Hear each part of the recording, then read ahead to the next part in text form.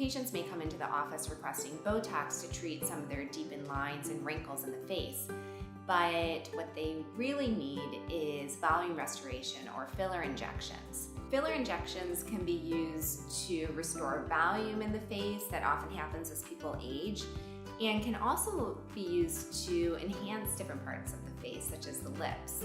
My preferred filler is a hyaluronic acid-based filler. These are naturally produced in the body, and so we have the enzymes that can break down the filler over time, which makes it a safer option than some of the other fillers that are on the market. Here in the office in Boston, I use Allergan's line of fillers, both Juvederm Ultra, Juvederm Ultra Plus, as well as Voluma. Fillers can be used for different applications, and one application is to restore the volume in the mid part of the face. And so what happens as somebody ages is that we lose the volume in the mid face. That volume droops, which also adds to deepened nasolabial folds, deepened lines along the lips or under the lips that we call drool lines, and this also adds to the jowling that can be seen in the lower third of the face. Today what we can use is a volume replacer called Voluma, and this can be done to add volume to the malar or the mid portion of the face to lift the face.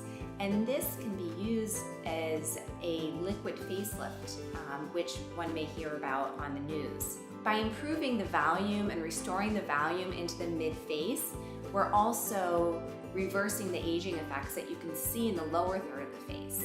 The fillers that I use typically last about 6 months.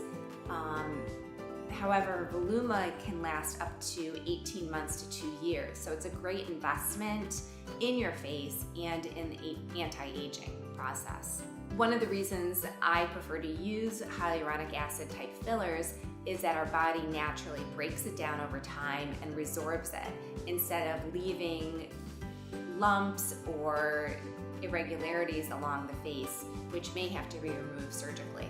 Filler injections can also be used to help reduce the deepened circles or what we call tear troughs under the eyes. And this is a great option for people who are starting to notice puffiness under the eyes and are considering whether or not they need or are ready for a lower lid eye lift procedure or blepharoplasty.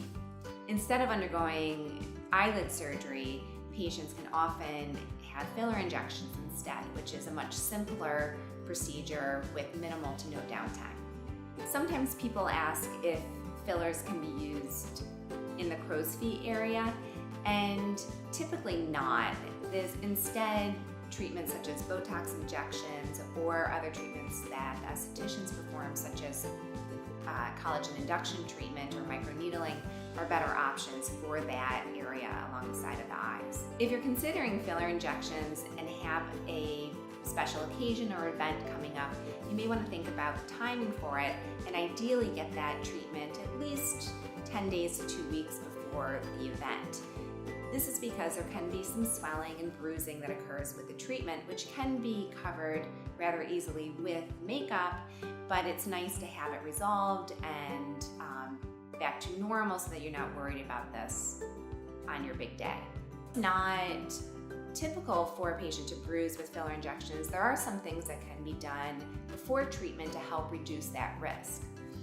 One can take arnica pills or use arnica gel several days prior to treatment, as well as reduce or stop any blood thinners such as ibuprofen or aspirin unless prescribed by your doctor. Just before the treatment here in our office, we will also provide you with ice to help reduce swelling and reduce the bruising risk.